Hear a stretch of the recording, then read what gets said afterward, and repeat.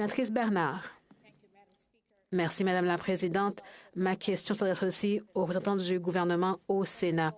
Sénateur Gould, je suis très préoccupée par la situation au Soudan. À mesure que le conflit continue et à mesure que la violence s'intensifie. La ministre des Affaires étrangères, Mélanie Joly, a dit que 700 parmi les 800 citoyens canadiens ou résidents permanents du Canada demandent de l'aide pour quitter le Soudan. Mais seuls 150 Canadiens ont pu être évacués. Une jeune étudiante en médecine, Saïda Mustafa, se réfugie chez elle depuis une semaine avec sa sœur et elle mange des aliments en conserve. Elle a peur et elle ne sait pas ce que l'avenir lui réserve. Elle dit qu'elle a été incapable d'obtenir des conseils liés à l'évacuation. Ces conseils sont censés être prodigués par les responsables canadiens.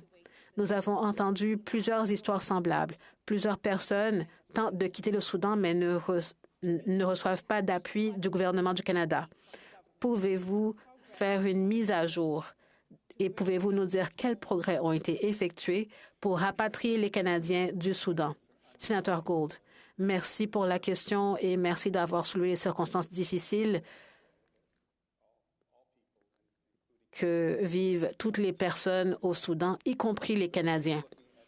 Le gouvernement examine toutes les options possibles pour appuyer les Canadiens au Soudan. La semaine dernière, les forces armées canadiennes, dans leur équipe de conseil stratégique ainsi que leur centre de liaison pour les militaires, ont été déployés au Djibouti pour appuyer les efforts d'évacuation des responsables consulaires au Soudan. Ils travaillent en collaboration avec les alliés et les pays partenaires. Le personnel des Forces armées canadiennes et de la Défense nationale, y compris une équipe d'appui et des équipes de reconnaissance, ont été envoyés sur le terrain pour mener des évacuations sans aspect de combat. Nous continuerons à faire notre possible pour aider ces personnes. La situation est difficile sur le terrain et le gouvernement demeure optimiste par rapport à ces efforts pour que tous les Canadiens soient évacués de manière sécuritaire et aussi rapidement que possible.